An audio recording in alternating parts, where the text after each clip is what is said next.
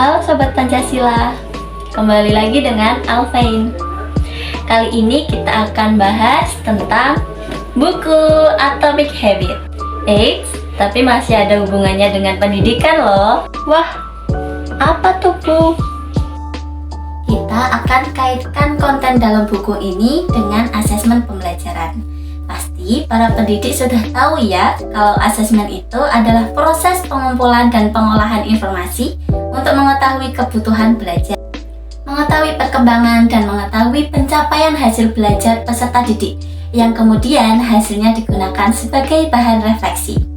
Secara garis besar, buku Atomic Habits ini membahas tentang bagaimana agar membaca dapat mengetahui dan memahami bahwa kebiasaan-kebiasaan kecil yang dilakukan itu dapat memberikan dampak yang dahsyat pada kualitas diri.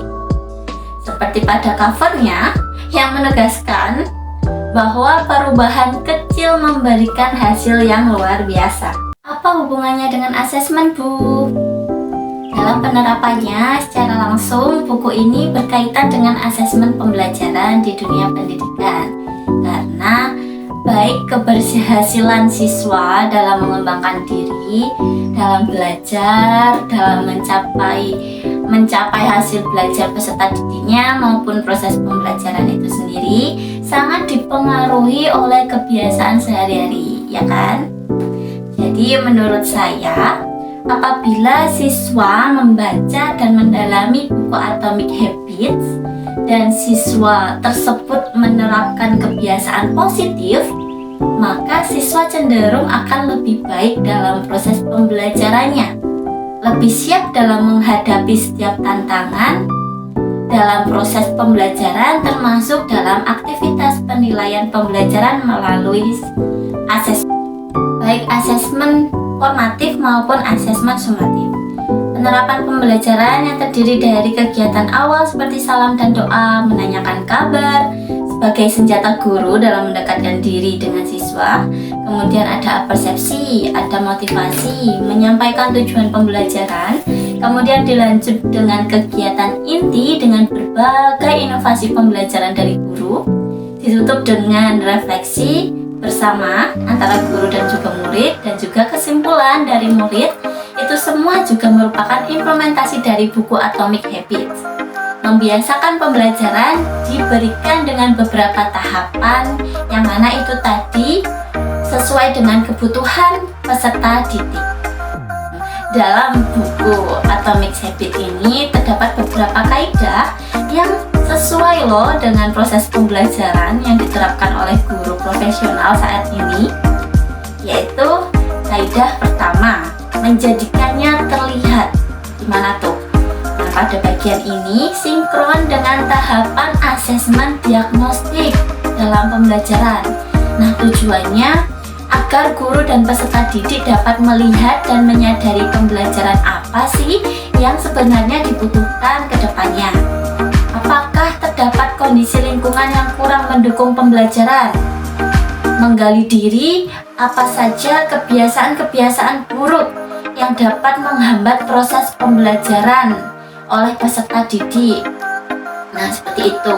Ada kaidah kedua, menjadikannya menarik. Nah, dalam bagian ini, peserta didik bersama dengan guru menemukan dan mengoreksi penyebab kebiasaan buruk, menanyakan alasan dibalik melakukan sesuatu. Apakah perbuatan itu merupakan suatu kebutuhan atau hanya suatu keinginan? Apakah perbuatan itu layak untuk diulang? Dari kebiasaan-kebiasaan yang sudah dilakukan, bagaimana mengubahnya untuk menjadi menarik? Nah, kebiasaan menjadi menarik ketika kita mengaitkannya dengan perasaan-perasaan positif.